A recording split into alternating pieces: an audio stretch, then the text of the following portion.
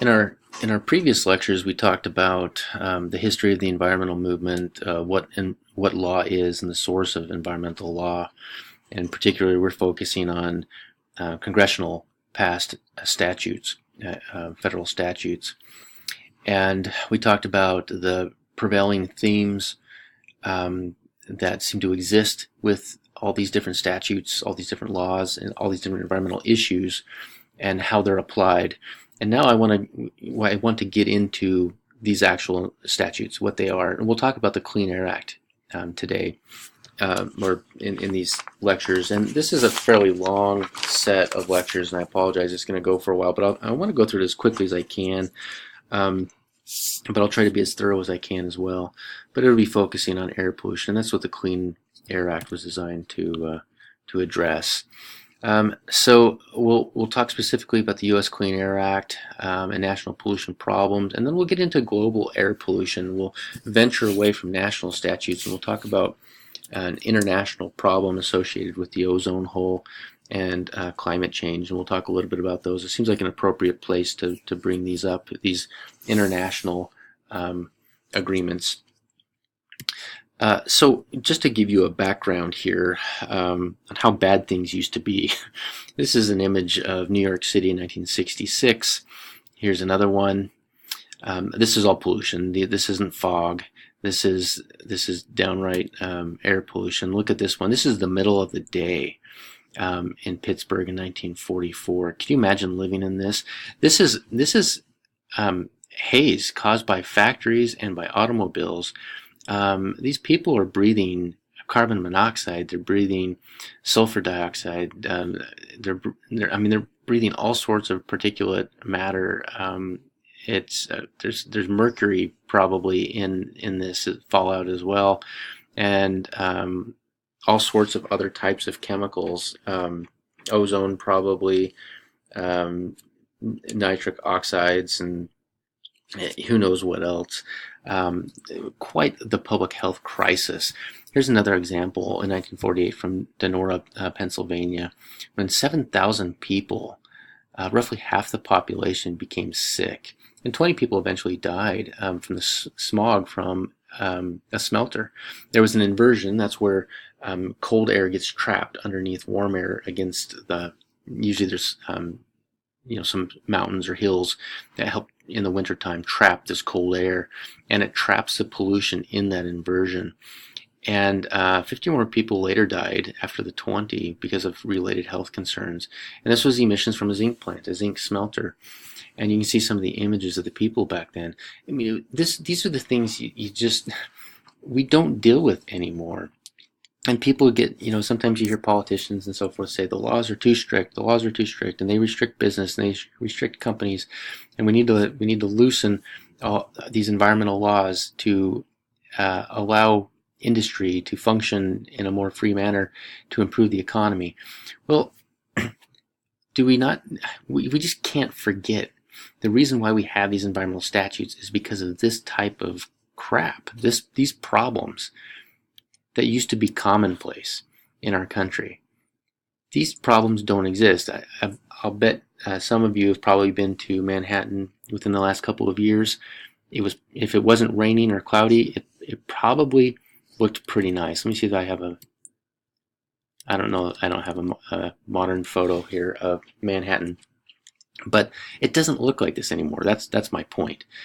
This was common in all the major cities of our country back in the 60s. Things weren't all hunky-dory back then. Things were really, really bad. Life expectancy was lower. People were sick more often. There were all sorts of health concerns that although, and I got to be careful because we still have plenty of problems to deal with today. We still have pollution problems and we still have health problems, but not to this extent, at least not in our country, because of the Clean Air Act. So when you hear the politicians, when you hear them complain, when you hear people complain about the environmental laws are too strict, please remember this. They're strict for a reason, because this is horrible. And it had to stop. And so the Clean Air Act, and we'll talk about the Clean Water Act, was designed to end this for our own good, so we don't have to walk around in masks. right? Protecting ourselves from ourselves. So acid rain, for example, is caused by, well, there's two sources of acid rain. So coal burning power plants emit sulfur dioxide into the atmosphere that mixes with water, atmospheric water, to create a weak sulfuric acid that then falls on the landscape. It could fall as snow, it could fall as sleet or hail or rain. Automobiles tend to release nitrogen oxides or nitrogen dioxide, which goes into the atmosphere and mixes with water to create a weak nitric oxide or nitric acid, which then falls as acid rain and causes all sorts of problems. So this is just prime for all of that. And there were severe acid rain problems earlier in our country, and those acid rain problems have been greatly reduced because of the Clean Air Act. And we'll talk about how. Actually, I can bring that up now. So the Clean Air Act was passed in 1970, and the EPA is the administrative agency for the Clean Air Act. It was amended in 1977 to require that coal burning power plants include scrubbers in their processes. And these scrubbers basically neutralize using some type of lime or calcium carbonate to neutralize the sulfur dioxide as it's emitted into the atmosphere to prevent these types of acid rain problems. Canada used to have so many problems from the burning of fossil fuels in the U.S. because the prevailing winds would carry the acid rain across the Canadian border and denude their forest. And Canada was very upset, very frustrated with what was happening, and so there was a lot of incentive for us to pass these amendments because of concerns with Canada. They also lowered the smokestacks. So the smokestacks are, let me see if I have an image of a smokestack. Yeah, this is a smokestack. So the scrubbers neutralize the sulfur dioxide that's going to be emitted out of the smokestack, and this 1977 amendment lowered the smokestack so that it wasn't sending it so far up into the atmosphere to then be carried long distances across state lines. So, and they required that the states establish what's called a state implementation plan. So it's important that you know these. The 1977 amendments required scrubbers, sulfur dioxide scrubbers, shorter smokestacks, and state implementation plans, where the states had to come up with a plan on how to manage emissions from coal burning power plants in particular, as well as automobile emissions from large cities, to prevent acid rain across state boundaries. So this was really a way to resolve the problem of mismatched scales and to prevent some of these environmental problems. Now, the Clean Air Act was also amended in 1990, and that brought market-based innovations in which coal burning power plants and other large industry could sell and trade emission allowances. And this was a way in which they were trying to correct for market failures, in which the economy itself could correct and solve pollution problems by creating this incentive-based program in which companies could clean up their act, and in doing so gain allowances that they could then sell to other companies for a profit.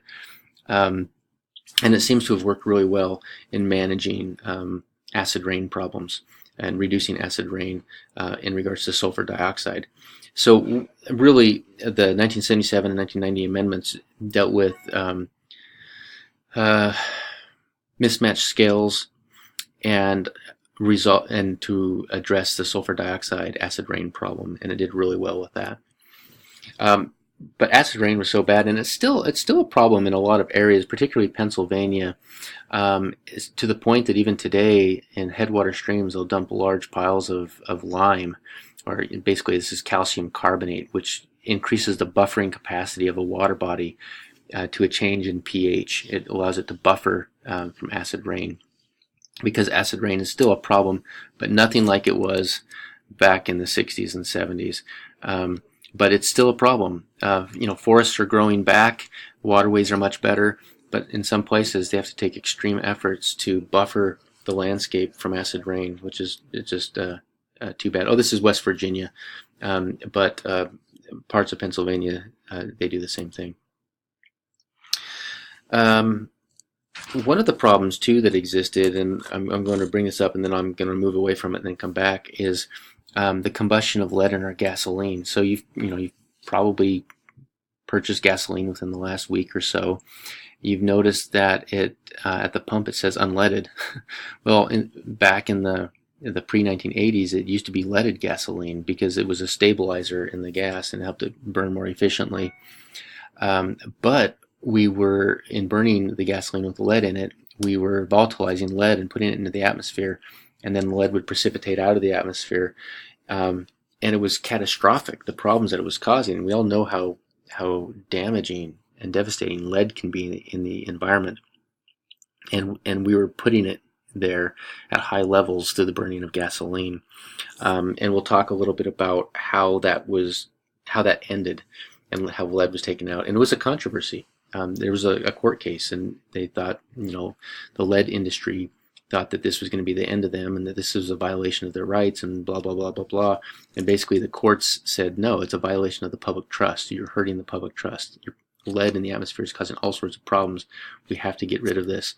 And now there's different types of stabilizers in our gasoline. Lead is out of the gasoline, and there's a reminder of that. It still says unleaded when you go and purchase your gasoline. So the Clean Air Act of 1970, we'll go into some specifics. We'll talk about the purpose of the Clean Air Act, which I've touched on, but it's really designed to protect human health and welfare. That's really the purpose of the Clean Air Act.